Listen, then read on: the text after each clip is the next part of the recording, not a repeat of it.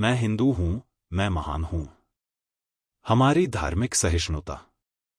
मैं हिंदू हूं, मैं महान हूं, क्योंकि मेरी आत्मा की गहराइयों में धार्मिक सहिष्णुता, विचारों की विविधता में सौहार्द, मतभेदों में भी संभाव और सत्य के अनेकों रूपों को स्वीकार करने की अद्भुत उदारता बसती थी।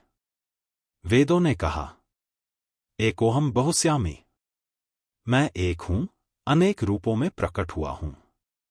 उपनिषदों में उद्घोष हुआ, एकं सद विप्रा बहुधा वदंती, सत्य एक है, ज्ञानीजन उसे अनेक नामों से पुकारते हैं।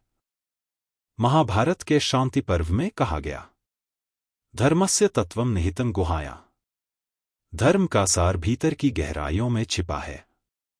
रामायण में विभीषण रावण का विरोध कर राम के शरणागत हुए।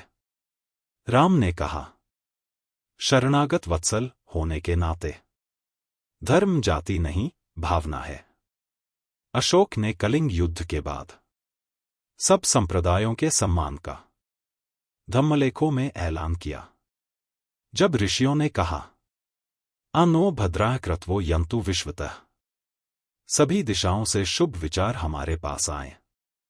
जब समाज ने मिलजुल कर 4 आश्रमों, विविध दर्शनों और संप्रदायों की व्यवस्था बनाई, तब मैं गर्व से कह सकता था, मैं हिंदू हूं, मैं धार्मिक सहिष्णुता से परिपूर्ण हूं। आज, क्या आज मैं अपने ही मत को सर्वोपरि मानकर दूसरों की आस्था का अपमान नहीं कर रहा? क्या मैं तुलनाओं, उपेक्षाओं और कटाक्षों के जाल में इतना उलझ गया हूं कि धर्म का मूल भाव, सहिष्णुता, मेरे आचरण से लुप्त होता जा रहा है? तुलनात्मक दृष्टि। क्या मैं देख नहीं पा रहा कि मुसलमान समाज में सब उम्मत के रूप में एक हैं? सिख समाज सरबत दा भला की भावना में जीता है। ईसाई समाज प्रभु यीशु के प्रेम में सबको भाई मानता है। बौद्ध और जैन धर्मों में अहिंसा, करुणा और समता का सर्वोच्च स्थान है। और मैं जाति, कुल, संप्रदाय, परंपरा, भाषा और क्षेत्रीयता में इतना बंट गया हूं कि एक ही भगवान के अनेक स्वरूपों पर एक दूसरे से वैर पाल रहा हूं। आवाहन। क्या मुझे अब मन, दृष्टिकोण और हृदय की शुद्धि नहीं करनी चाहिए?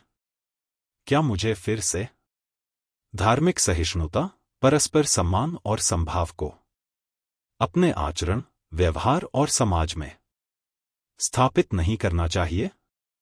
जब तक मैं सहिष्णुता को हर हिंदू और हर मानव के प्रति सम्मान और प्रेम में नहीं बदलता, तब तक मैं हिंदू हूं, मैं महान हूं सिर्फ एक अधूरी घोषणा है। निष्कर्ष। तो आओ फिर से गाए, वसुधैव कुटुंबकम, सर्वे भवन्तु सुखिनः, सर्वे सन्तु निरामया, और अपने भीतर धार्मिक सहिष्णुता की उस खोई हुई चिंगारी को फिर से लौ बना दे, जिससे यह समाज फिर से विराट, विवेकपूर्ण और एकजुट बन सके। धन्यवाद। मदन मोहन।